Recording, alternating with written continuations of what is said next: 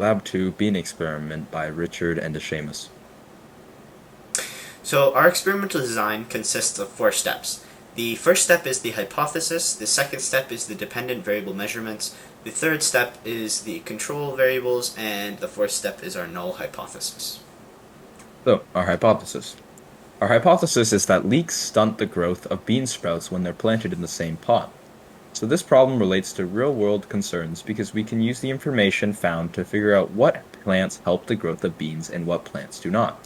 We're interested in why the three sisters grow so well together.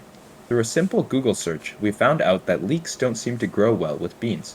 This statement is true. It would be interesting to see this in action in a lab. So number 2, the dependent variable measurements. So the first dependent variable is the primary, which is going to be the height of the tallest bean plant in each pot. Then our first secondary dependent variable measurement will be how many days it took for one bean to sprout out of the soil. And our second secondary would be the weight of the plants combined per pot. So, our control variables. So our control variables will use the same size pot, same batch of beans, same species of beans. We'll use 3 beans in each pot. We'll have the same level of moisture in the soil. We'll try and keep the weather and temperature the same. We'll have the same amount of soil, and we'll have the same amount of sunlight received per pot. The fourth is the null hypothesis. So our null hypothesis is that leeks do not stunt the growth of bean sprouts when they're planted in the same pot. Alright, so our summary of our results. So first we'll talk about the height of the plants, the time it took for plants to sprout, the weight of plants, and then finally a conclusion.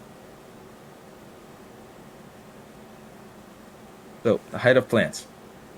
So we have the chart for the height of plants, and then the days on the side, and then we have a graph that shows how each pot grew Yeah, and you by can day. see that group 1 grew a lot taller than the control group and group number 2 and 3. Time it took for plants to sprout. So from day 5 to 6, it was the long weekend, so data was not able to be collected. So we do not know if the plants sprouted during this time. But from the data we do know, on day 7, that's when we first noticed growth out of the ground for all the pots. So for control group 1, it was 0.5 centimeters, and then group number 1, it was 2.5 centimeters, group number 2 was 1 centimeter, and then group number 3 was 1 centimeter as well. Okay, so the weight of the plants. So day 16 was our last day of collecting data, so this is when we weighed the plants using the scale.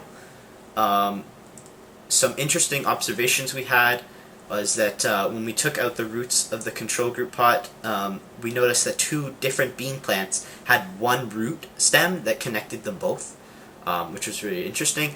And then also in group 3, only 1 bean plant grew, so this contributed greatly to the mass of group 3. Control group was 10.26 grams. Control group number 1 was not that far off from that. It was 10.58 grams. Group number 2 was 11.85 grams, which is the plant that had the most weight. And group number 3 was 4.11 grams, which was the plant that had the least amount of weight. So, our conclusion. So, from our chart for height of bean plants, we can see that group number 1 with 6 leeks to 3 beans grew the tallest, control group with 0 leeks to 3 beans grew the second tallest, group 2 with 12 leeks to 3 beans grew the next tallest, and group 3 with 18 leeks to 3 beans grew the shortest. From our chart, we can conclude that a few number of leeks doesn't necessarily hinder the growth of bean plants. In fact, with little amount of leeks in the pot, in addition to the beans, may actually help it grow taller. We can see that with too many leeks, the beans didn't grow as tall as the control group, but with only a little amount of leeks in the pot, the beans grew taller. From our height chart, we can see that all the plants sprouted on the same day. However, days 5 and 6 were weekend days, so we couldn't collect data. From the heights, we can guess that group 1 sprouted first, with groups 2 to 3 following and control group last. from the weight chart, we can see that Group 2 was the heaviest, Group 1 in second, Control in third, and Group 3 in last by over 7 grams. All right, thank you for watching our Thank you for presentation. watching our presentation. Yeah.